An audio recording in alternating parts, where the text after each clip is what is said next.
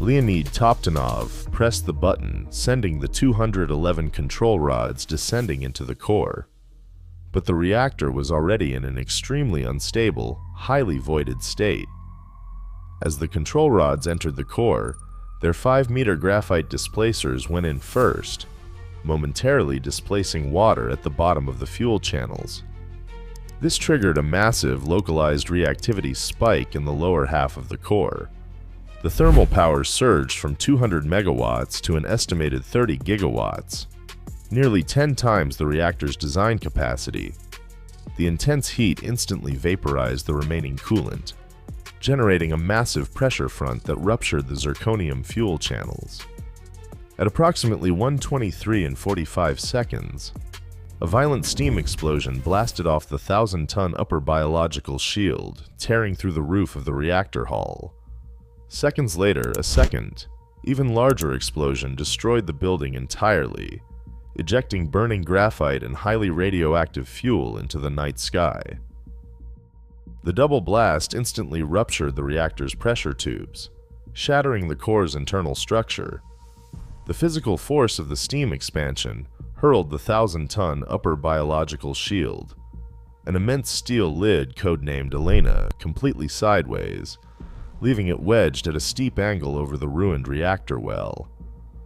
Because Reactor 4 was housed in a standard industrial hall rather than a steel-reinforced containment dome common in Western plants, there was no secondary protective barrier to hold the debris inside.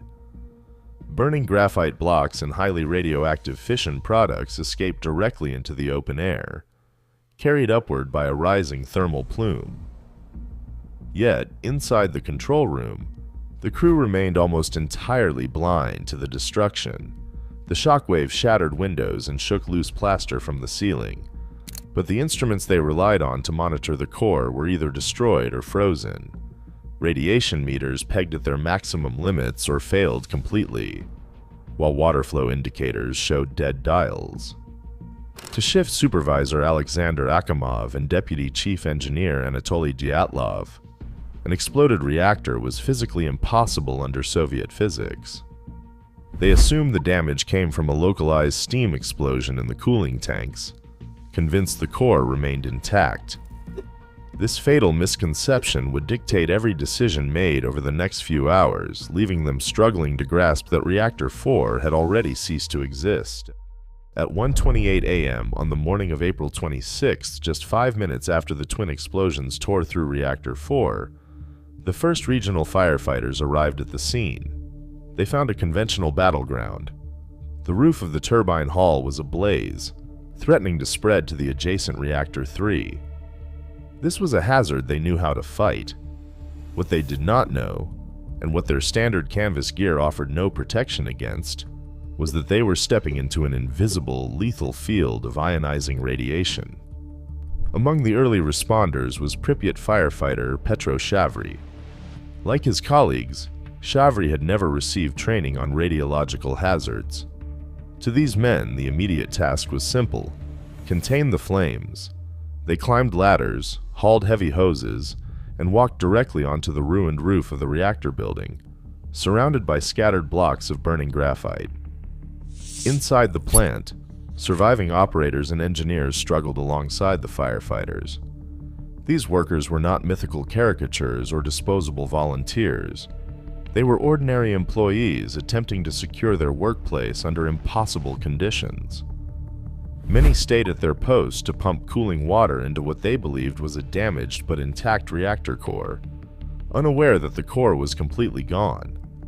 Within hours, the physical toll of this silent hazard became undeniable. By the end of the first day, 132 workers and firefighters were admitted to the Pripyat hospital showing severe symptoms of acute radiation sickness.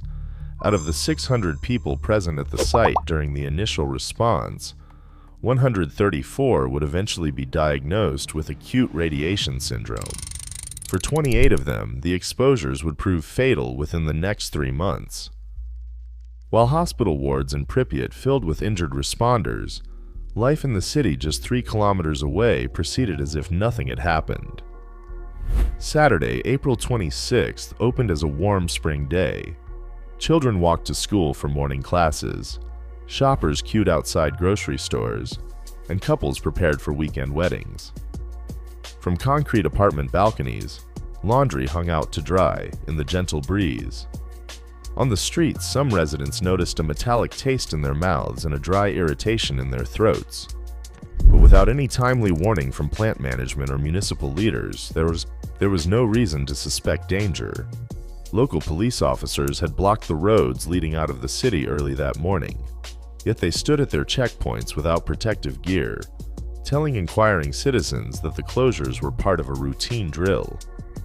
Residents breathed the air, gathered in public parks, and watched a distant column of smoke rise from the horizon,